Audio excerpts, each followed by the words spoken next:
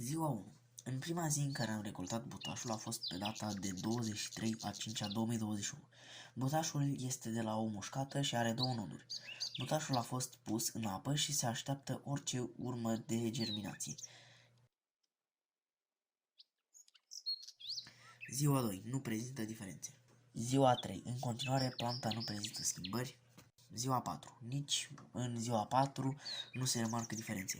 Ziua 5. În ziua cu numărul 5 am decis să schimb apa și am observat că în continuare nu sunt diferențe. Ziua 6. Nicio diferență. Ziua 7. A trecut o săptămână și încă nu sunt schimbări.